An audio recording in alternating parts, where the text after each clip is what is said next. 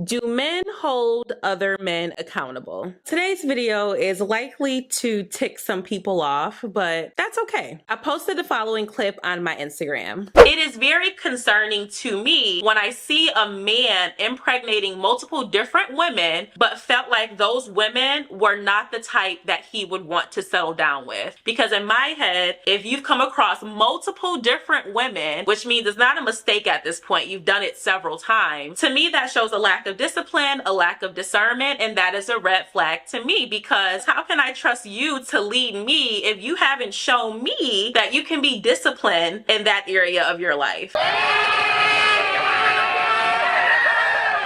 And the male response was actually pretty interesting, a bit different than what I thought it would be. I thought that with all of the messaging that we get where women need to stop dating the Pookies and Ray Rays and be more selective and make better decisions with partners, that men would be in support of what I'm saying. That didn't seem to be the case at all. Got a lot of comments from men pretty much saying that it's the women's fault in this situation. Yeah, the man may have been wrong, but the woman gets most of the blame. Women allow men to have sex with us. Women allow men to impregnate us. So it's all on the woman. It's all your fault. You're ruining society. You're ruining the Black community. Women suck.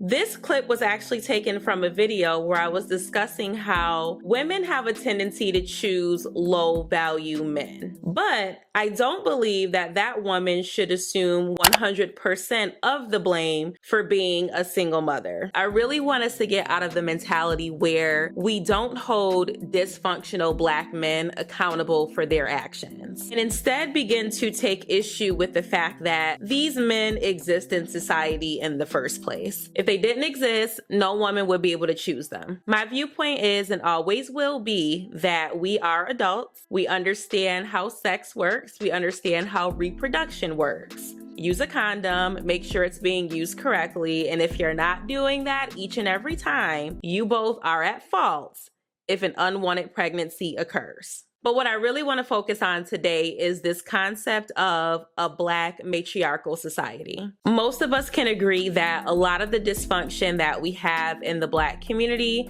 stems from the fact that our households are dysfunctional. And an element of this dysfunction is that Black women are leading homes. Although I'm often criticized for my viewpoints as a modern woman, I believe in having a two-parent household, and I believe in marrying before carrying. If we collectively agree that Black matriarchy is a problem, what are we doing at this point to fix it? We being Black men and Black women, what is our strategy? Do we have a strategy, or are we fixated on placing blame on one another? It doesn't make a lot of sense to complain that we are in a matriarchal society. Women don't respect men, everything is out of order. But then when things go wrong and we have these discussions about the issues in the Black community, everything falls back on the woman. I want to emphasize that I am big on accountability for women. So I'm all for telling women, no, we need to choose better. And we absolutely do need to choose better. But on the flip side, I really would love to see more dialogue where we're encouraging men to be better and really laying the framework so that men understand what that looks like. Guide them. I guess what I'm struggling to understand, and you guys can let me know what you think in the comments, is how you want to be regarded as a leader, someone that people should follow, someone who was able to assume responsibility, but all of the negative things get pushed on the women. If we just look up general leadership traits, accountability, problem solving, honesty, strategy, I can't say that I'm seeing this from the pool of men who are complaining about the fact that we live in a matriarchal society. I do think it's sad that we say, yeah, no, single mom, she has kids, don't want to deal with that situation. Because then what happens with the kids? For the men in our community who want to be regarded as leaders, what are we doing to help those children? Are you willing to mentor them, to provide some sort of guidance to them? Just something to cover these kids. Because if we really cared about breaking the cycles that we're talking about, I think we would see more discussions about that.